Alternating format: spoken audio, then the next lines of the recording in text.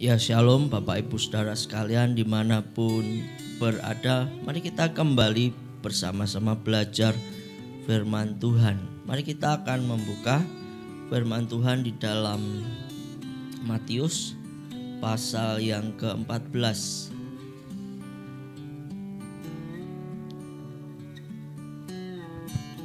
Matius pasal yang ke-14 kita baca mulai dari ayat 23 sampai dengan ayat yang ke-29. 31 maaf. Ya, saya akan membacakannya. Dan setelah orang banyak itu disuruhnya pulang, Tuhan Yesus naik ke bukit untuk berdoa seorang diri. Ketika hari sudah malam, ia sendirian di situ. Perahu murid-muridnya sudah beberapa mil jauhnya dari pantai dan diombang-ambingkan gelombang karena angin sakal. Kira-kira jam 3 malam datanglah Tuhan Yesus kepada mereka berjalan di atas air. Ketika murid-muridnya melihat dia berjalan di atas air, mereka terkejut dan berseru, "Itu hantu!" Lalu berteriak-teriak karena takut. Tetapi segera Tuhan Yesus berkata kepada mereka, "Tenanglah, ini aku, jangan takut." Lalu Petrus berseru dan menjawab dia, "Tuhan, apabila Engkau itu, suruhlah aku datang kepadamu berjalan di atas air." Kata Tuhan Yesus, "Datanglah." Maka Petrus pun turun dari perahu dan berjalan di atas air mendapatkan Tuhan Yesus. Tetapi ketika dirasanya tiupan angin, takutlah ia dan mulai tenggelam, lalu berteriak, "Tuhan, tolonglah aku." Segera Tuhan Yesus mengulurkan tangannya, memegang dia dan berkata, "Hai orang yang kurang percaya, mengapa engkau bimbang?" Ya. Kita sudah sering mendengar cerita tentang bagaimana murid-muridnya ada di perahu ketika diombang-ambingkan angin sakal. Ya, ini salah satu cerita favorit waktu sekolah minggu. Ya, di dalam cerita ini kita bisa melihat bagaimana keadaannya begitu mencekam. Ya. Mari kita membayangkan sungguh-sungguh. Ya, mungkin kalau kita membaca gitu, wah, diombang-ambingkan kapalnya seperti itu aja. Tetapi kalau kita membayangkan sungguh-sungguh, itu benar-benar sangat mengerikan. Ya. Saya ingat waktu tur pertama kali di Kalimantan, saya dan rekan-rekan di STT. Nah, itu masuk di satu pedalaman yang transportasinya itu menggunakan perahu kecil. Perahunya itu dibuat dari batang-batang kayu itu, dan kecil sekali dan tipis. Tetapi waktu itu ternyata sebagian besar jemaat itu tinggal di pinggir-pinggir kali itu yang sangat mengerikan kalinya. Kalau di sini kan paling sungai atau kali itu keruh itu warnanya paling coklat seperti itu ya, kita masih agak lihat. Di situ itu ternyata tidak, itu seperti oli hitam dan merah, karena itu ternyata dari akar-akar pohon yang dari sekitar itu yang membuat itu jadi hitam. Wah, itu sungainya ngeri, dan kita berkunjung di situ, naik kapal itu, wah ini ibarat apa ya, kita takut tapi udah sampai situ masa sudah terlanjur tidak berani, memalukan ya. Nah, tetapi ya kita mencoba beranikan diri. Akhirnya ya kita naik perahu itu, perahu yang kecil itu, ya mungkin masuk sekitar 7-8 orang di situ. Tapi ketika kita mulai masuk di perahu yang kecil itu, saya pikir itu mau tenggelam karena itu jaraknya sama air itu tipis sekali. Ya, bagian atas perahu dan air itu seperti hampir tenggelam, dan itu ngeri sekali. Dan kita penasaran tanya, "Di sini apa ada buayanya?" "Ada," katanya. Nah, tambah takut semua.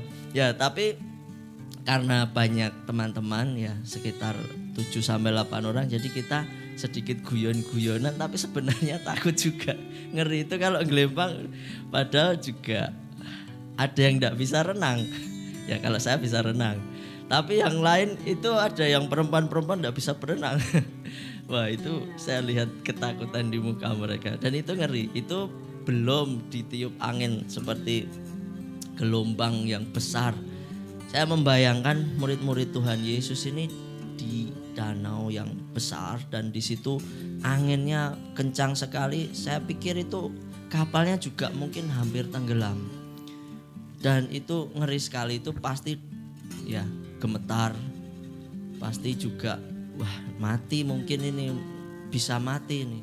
Nah saya bisa memahami betapa takutnya murid-murid Tuhan Yesus ini benar-benar takut. Jadi dan ya ketakutan itu memang wajar terjadi dalam kehidupan kita. Karena memang itu respon alamiah manusia sebagai salah satunya pertahanan kehidupan justru. Nah, manusia mempunyai respon takut karena dia memiliki emosi yang itu untuk mempertahankan kehidupan.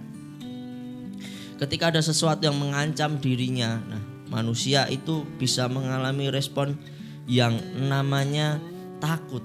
Itu benar-benar terjadi di dalam tubuh kita ya. Pernah kita ngalami gemeter ya.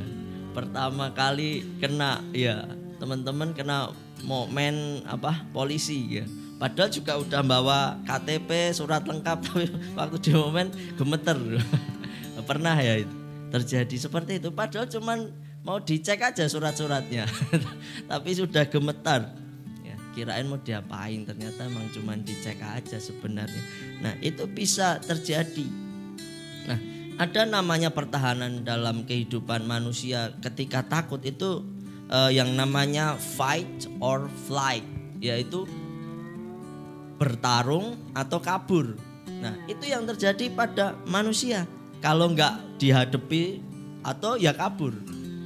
Pernah ya, kalau dulu waktu kecil di kampung saya itu banyak yang punya anjing, termasuk saya juga punya anjing. Nah tetapi masalahnya anjing tetangga saya itu galak sekali. Sering ngejar-ngejar. Nah waktu kita lewat, wah menggonggong. Padahal kalau saya sendiri itu sebenarnya malah saya tenang. Karena biasanya saya jalan pelan-pelan. Ya karena teman-teman lari saya juga ikut lari. Akhirnya waduh lari tunggang langgang. Yang pagar yang biasanya gak bisa dilompati bisa dilompati. Hanya karena takut sama anjing. Nah ketakutan itu bisa ya terjadi dalam kehidupan kita. Dan kita bisa mengalami hal-hal yang ya kadang di luar normal kita. Di sini murid-murid Tuhan pertama mereka takut karena memang badai itu sangat mengerikan dan mereka di kapal ya. Itu saya yakin gelap di situ. Namanya di tengah danau yang gelap. Ya kalau ada cahaya paling ya mungkin bisa mati di situ karena angin badai yang begitu keras. Ya. Seringkali hal-hal demikian tidak bisa kita kendalikan. Itu memiliki potensi menghancurkan atau bahkan ya mengancam kehidupan kita. Dan kita seringkali itu di luar batas kemampuan kita. Sehingga ketika kita takut sebenarnya ya itu wajar. Tetapi Tuhan berkata apa? Nanti kita akan lihat bersama-sama ya. Yang pertama mereka takut karena keadaan mereka diombang-ambingkan angin sakal. Yang kedua lah ini mereka takut waktu Tuhan datang, mereka lihat itu hantu. Ya memang ternyata setelah kita memahami di sini hantu itu sejak zaman purbakala itu memang menakuti manusia ternyata. Bukan cuma hari ini orang-orang takut hantu ya, tetapi memang dari zaman dulu yang namanya si jahat, iblis itu adalah tukang mengintimidasi yang membuat takut. Dalam Yohanes 10 ayat 10 dikatakan si jahat itu datang untuk mencuri, membunuh dan membinasakan, memberi rasa takut.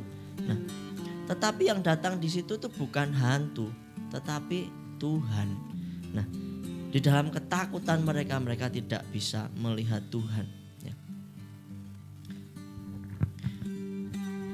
Masalah mereka di tengah laut, mereka tidak bisa kemana-mana.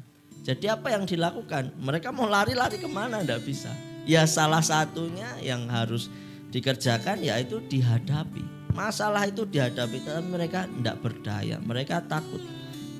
Seringkali juga dalam kehidupan kita ada hal-hal yang tidak terhindar dan kita tidak tahu.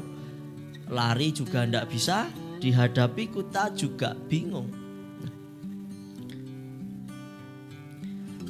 Ada banyak orang ketika mengalami masalah mereka ingin lari dari kenyataan hidup. Akhirnya apa?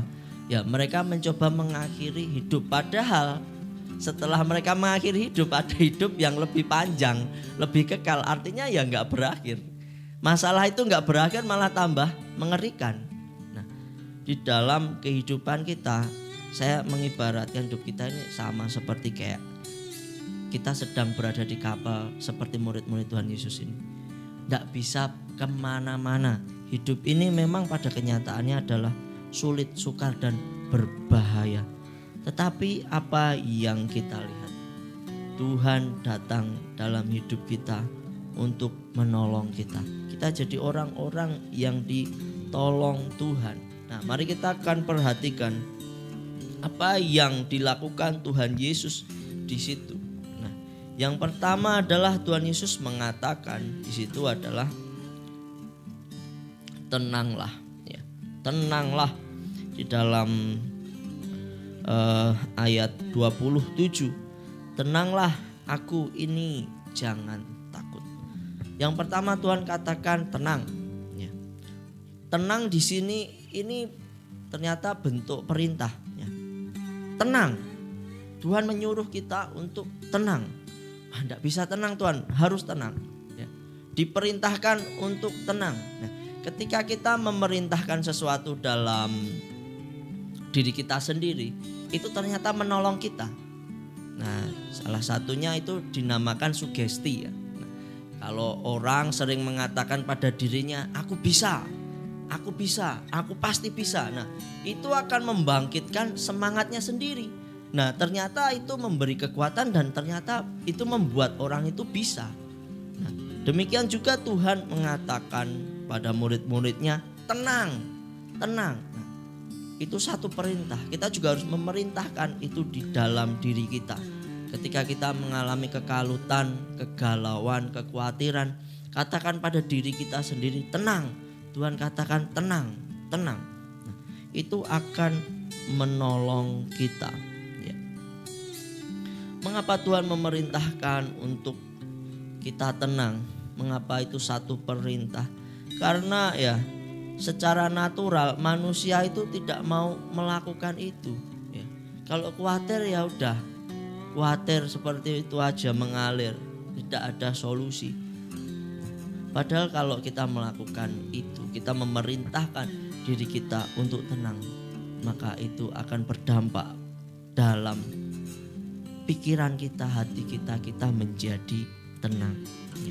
Di sini arti tenang yaitu didasari yang namanya rasa percaya. Mengapa Tuhan menegur mereka? Kamu orang-orang yang kurang percaya. Nah, di situ memang terlihat dari ketidakpercayaan mereka itu membuat mereka takut. Nah, seringkali kita takut itu karena kita tidak percaya. Maka di sini arti tenang adalah satu ketenangan yang didasari rasa percaya kita kepada Tuhan. Bapak Ibu Saudara sekalian, pernah enggak kita mau pergi jauh sekali dan kita belum pernah ke tempat itu sama sekali? Deg-degan bukan? Ya enggak? Normalnya deg-degan, tapi ada juga orang yang enggak deg-degan. Ya, tapi kalau bagi saya enggak pernah pengalaman ke satu tempat yang mungkin jauh dan asing bagi saya, itu ada rasa yang namanya deg-degan, tidak tenang. Oh, nanti di sana gimana ya? Saya ketemu siapa ya? Transportasinya apa ya di sana? Saya tinggal di apa ya di sana? Orangnya makan orang enggak ya mungkin kalau di satu pedalaman yang ngeri, ya. Ada yang namanya satu kekhawatiran. Tuhan berkata kita harus tenang, ya. Karena apa? Tuhan mau kita percaya kepada Tuhan. apapun yang terjadi semua di dalam kendali Tuhan. Lalu yang kedua adalah tenang juga berarti kita menguatkan hati atau meneguhkan hati kita.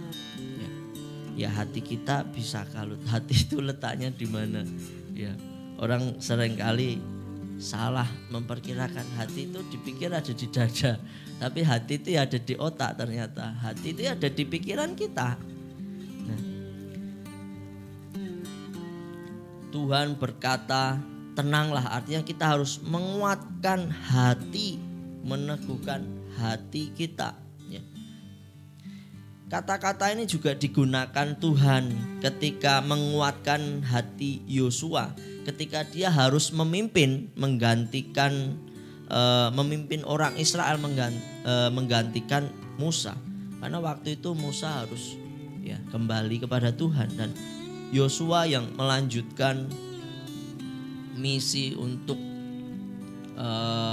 menempati tanah Kanaan. Di dalam Ulangan 31 ayat 6 di situ dikatakan, kuatkan dan teguhkanlah hatimu. Jangan takut dan jangan gemetar karena mereka, sebab Tuhan Allahmu, dialah yang berjalan menyertai engkau. Ia tidak akan membiarkan engkau dan tidak akan meninggalkan engkau. Nah, Bapak Ibu Saudara sekalian, mengapa kita harus tenang dan menguatkan hati kita? Karena ada janji Tuhan. Di situ janji Tuhan adalah janji yang menyertai kita. Dia yang berjalan menyertai engkau. Ketika yang menyertai kita adalah Tuhan yang memiliki alam semesta ini, yang membuat alam semesta ini, kita jadi merasa tenang. Karena dia mampu melakukan segalanya.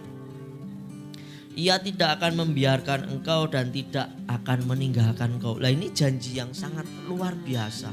Orang bisa meninggalkan kita, sahabat kita yang baik banget, ketika dalam bahaya bisa meninggalkan kita. Dia juga manusia biasa yang bisa takut dan lari. Nah, tetapi ada pribadi yang tidak akan meninggalkan kita, yaitu Tuhan. Janji Tuhan tidak meninggalkan kita. Setiap orang pasti akan mengalami yang namanya sendiri. Ya, siapapun itu pasti akan mengalami yang namanya sendiri. Ya, saat ini kita punya orang tua, punya suami, istri, anak misalnya, atau mbah, nenek, kakek, kita punya. Tapi ada satu titik nanti kita tuh sendiri. Kapan? Ya, ketika kita mungkin menghadapi yang namanya maut. Kita mau minta tolong istri kita ya enggak bisa. Minta tolong anak kita enggak bisa. Siapa tempat untuk kita minta tolong? Ya Tuhan. Di tempat-tempat yang orang tidak bisa menolong kita, di dalam kesendirian kita, Tuhan ada bersama-sama dengan kita, berjalan menyertai kita, tidak membiarkan kita, tidak meninggalkan kita. Itulah sebabnya mengapa Tuhan berkata tenanglah. Artinya dia janji tidak pernah meninggalkan kita. Ya. Di situ ada yang namanya hati yang teguh, hati yang kuat, hati yang percaya kepada Tuhan. Nah, lawannya apa dari hati yang teguh? Ya, hati yang tawar. Yosua juga sering diingatkan ya, bahwa jangan kecut dan tawar hati. Karena ketika tawar hati atau yang juga bisa kita sebut itu patah semangat ya. Namanya tawar hati itu tidak punya daya atau patah semangat. Amsal mengatakan ya, semangat yang patah itu mengeringkan tulang. Nah, tetapi hati yang gembira adalah obat. Mari jangan sampai kita menjadi tawar hati atau patah semangat, tetapi menjadi teguh, percaya penuh kepada Tuhan karena janji-janjinya tadi. Maka kita harus terus membaca dan mengingat janji-janji Tuhan. Saya lupa siapa yang mengatakan ini, mungkin salah satu bapak gereja tapi saya lupa namanya. Berkata seperti ini, Mengapa kita harus membaca firman tiap hari? Karena kita juga melupakannya tiap hari. Bukan karena kita ingin melupakannya, tetapi manusia itu pelupa. Maka kita harus terus membaca janji-janji Tuhan agar kita ingat bahwa ada janji penyertaan bagi kita. Di dalam Amsal 24 ayat 10 juga dikatakan, jika engkau tawar hati pada masa kesesakan, kecillah kekuatanmu. Nah, padahal kita harus memiliki kekuatan yang besar bukan? Untuk menjadi orang yang tangguh dan kuat. Ya, tema gereja kita di tahun ini adalah bangkit bagaikan raja wali yang terbang tinggi, ya. Naik terus, ya. Tidak delesep tapi bangkit dan terbang, ya. Artinya itu adalah sesuatu yang kuat, ya. Tidak lemah. Maka kita tidak boleh tawar hati pada masa kesesakan. Kita harus meneguhkan hati kita karena kita percaya kepada Tuhan. Karena kita percaya kepada janji-janji Tuhan. Ya. Itulah mengapa Tuhan mengatakan tenanglah. Yang pertama adalah tenanglah. Mari kita juga belajar mengatakannya kepada diri kita sendiri. Kalau kita sedang kalut, kalau kita sedang bimbang, tenang. Tenang, Tuhan beserta kamu. Tuhan beserta kamu, tenang. Itu akan membuat kita merasa aman, ya. Lalu yang kedua adalah Tuhan mengatakan jangan takut, ya. Ketakutan bisa membuat kita sulit melihat Tuhan. Sulit melihat pertolongan Tuhan. Di situ ya ini ya mengerikan tapi lucu juga. Ini saya membayangkan ini lucu. Tapi ya memang kenyataannya seperti itu ya. Tuhan datang untuk apa? Menolong. Tetapi mereka pikir itu hantu. Ya. Padahal itu Tuhan. Memang sih cuma dibalik-balik bisa Tuhan atau hantu, itu hampir mirip. Nah, tetapi nah inilah ketika mereka menjadi takut, mereka sulit melihat Tuhan, sulit melihat pertolongan Tuhan.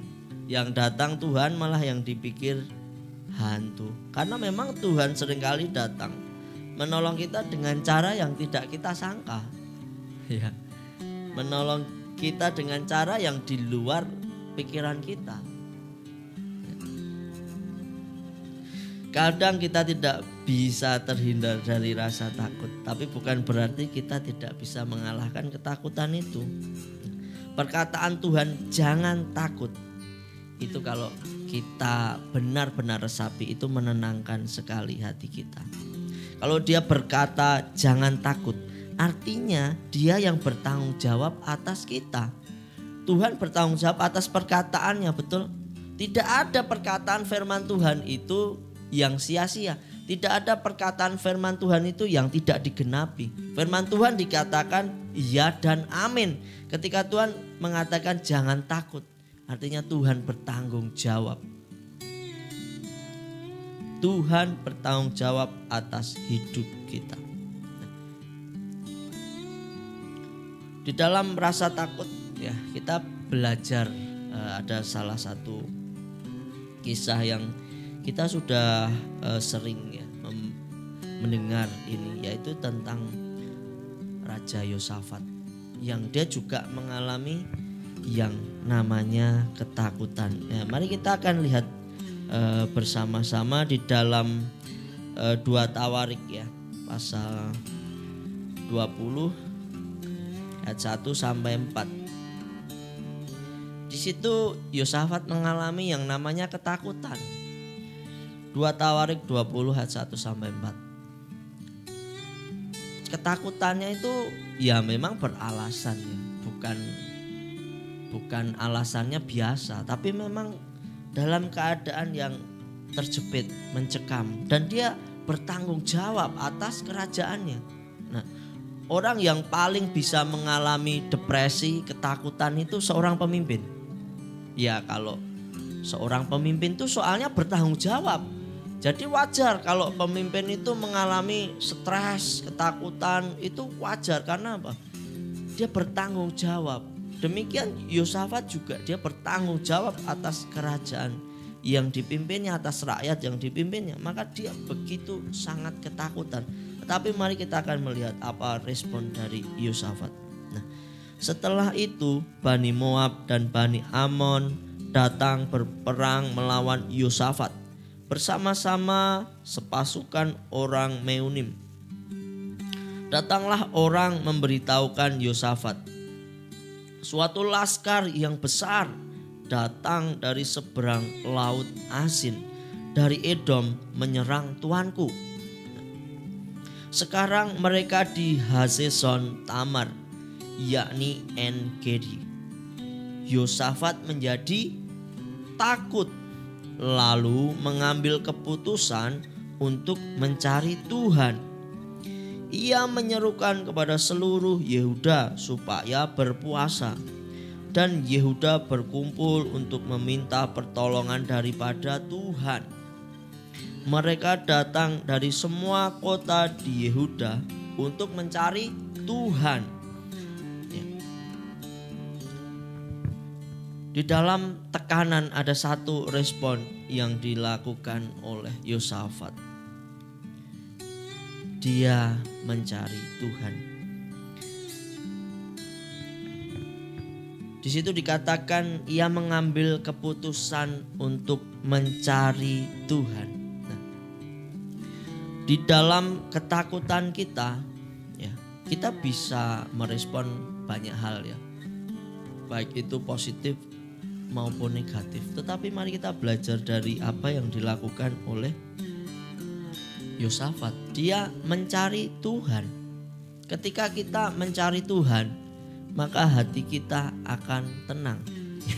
Suatu kali saya mengalami yang namanya ketakutan dan tekanan yang saya tidak tahu itu mengapa. Mungkin karena ada satu tekanan ya, stres, beban berlebih itu. Mimpi buruk. Mimpi buruk itu juga bisa deg-degan juga ternyata. Ya, mimpi buruk ya. Mungkin karena stres ya, ada tekanan, tanggung jawab dan sesuatu yang lain yang belum bisa dikerjakan dengan baik. Sehingga itu membuat tidur tidak nyenyak. Kalau tidur malah mimpinya mimpi buruk. Nah, membuat stres. Wah, memang pertama itu saya langsung coba untuk berdoa. Ternyata sulit juga. Ya, ternyata tidak mudah untuk menjadi tenang itu. Nah, tetapi saya coba terus, Tuhan, saya mau menyembah Tuhan saja. Saya tidak peduli nanti apa yang terjadi, saya tidak peduli. Pokoknya saya cuma pengen bisa menyembah Tuhan. Ya, saya tidak bisa berdoa, Bapak Ibu Saudara sekalian. Gak keluar kata-kata, mau ngomong apa juga bingung. Mau minta tolong bagaimana bingung karena udah otaknya rumit.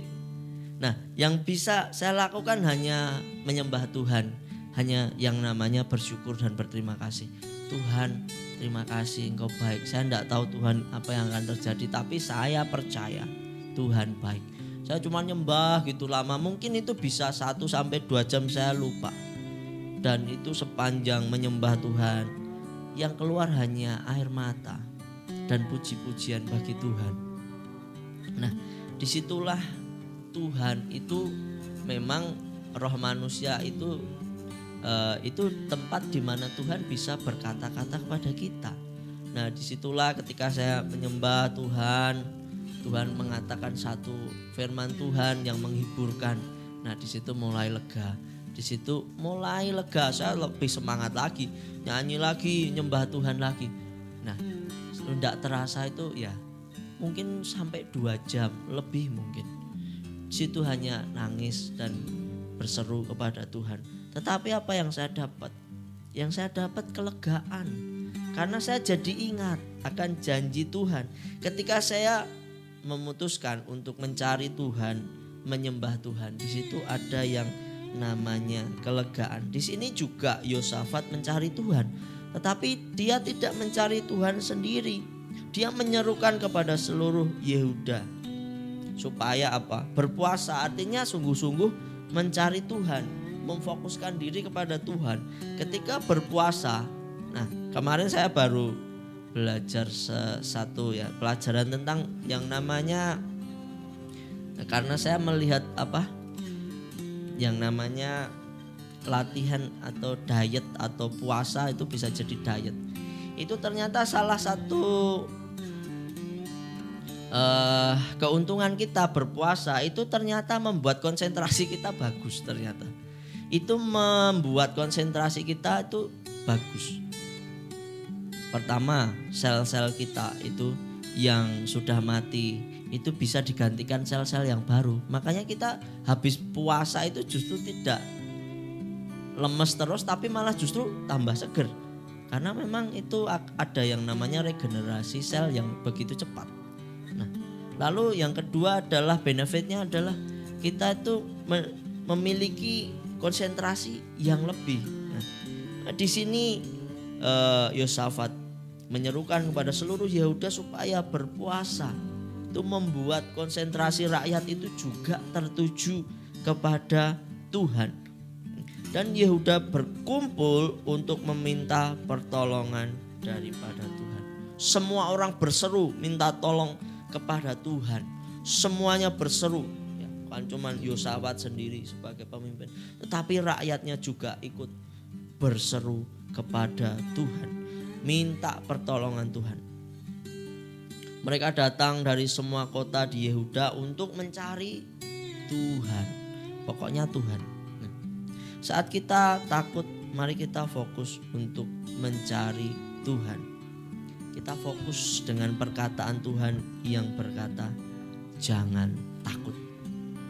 Nah, saya merenungkan ketika Tuhan mengatakan jangan takut, itu ada yang namanya tanggung jawab Tuhan yang dinyatakan, ini aku tuh bertanggung jawab atas hidupmu, jadi jangan takut. Nah, bayangkan Bapak Ibu Saudara sekalian, ketika yang bertanggung jawab atas hidup kita itu Tuhan, mengapa kita harus takut? Mengapa kita harus gemetar? Tadi kita nyanyikan, tiada pernah kuragukan kasih setiamu Tuhan. Setiap waktu dalam hidupku tidak pernah Tuhan meninggalkan. Tidak pernah memang Tuhan meninggalkan kita. Nah, kita mungkin sering ya yang salah jalur gitu. Tapi Tuhan tuh sering kalau kita salah jalur ya dibenerke lagi. Nah, itulah Tuhan kita yang sungguh sangat baik. Maka ketika kita menghadapi sesuatu yang kita tidak sangka, angin sakal, badai kehidupan yang tiba-tiba datang yang kita tidak tahu, seperti di saat-saat ini, kita apa tahu nanti pandemi ini berakhir kapan atau tidak berakhir, atau malah ya kita tahu di dunia internasional sedang memperbincangkan perang. Itu bisa berdampak luas, bisa mungkin menjadi perang dunia ketiga. Nah, tidak ada yang mau ngalah. Ada yang mau ngalah, malah yang satunya tetap gak mau ngalah. Nah, itu repot. Bisa berdampak di dunia internasional dan dampaknya itu luas. Ya, bisa mungkin bahan makanan jadi mahal, ya, karena perang itu menghancurkan apa-apa. Perang itu membuat rusak infrastruktur. Nah, orang menghancurkan itu lebih mudah bukan? Daripada membangun. Nah, gampang meluncur ke roket bom itu gampang. Tapi untuk membangun kota lama, menghancurkan cukup di roket aja dem. Maka mari kita terus berdoa dan mencari Tuhan. Mari kita tenang sebab kita percaya kepada Tuhan, pada janji-janji Tuhan, dan kita jangan takut karena Tuhan yang bertanggung jawab untuk hidup kita. Mari kita terus berdoa juga bagi bangsa kita, agar sekalipun di dalam masa yang sukar ini pemerintah diberi hikmat oleh Tuhan untuk tetap mengatur dari semua segi kehidupan dengan baik, baik itu ekonomi, sosial, budaya, pendidikan, kesehatan. Semua kita doakan agar pemerintah diberi yang namanya roh hikmat dan kebijaksanaan dari Tuhan. Mari kita juga terus berdoa bagi anak-anak Tuhan dimanapun berada, gereja Tuhan dimanapun berada. Biar kita tetap sehati untuk berdoa bagi bangsa ini. Karena kita percaya seperti apa yang dialami Yosafat ketika seluruh bangsa itu berseru mencari Tuhan, mencari pertolongan Tuhan dinyatakan. Demikian juga bagi bangsa kita, ketika kita semakin berseru, semakin mencari Tuhan, Tuhan juga akan menolong bangsa kita. Ya, puji Tuhan, inilah firman Tuhan, biarlah ini menjadi berkat bagi kita sekalian. Mari kita akan menyembah Tuhan dan berdoa bersama-sama. Amin.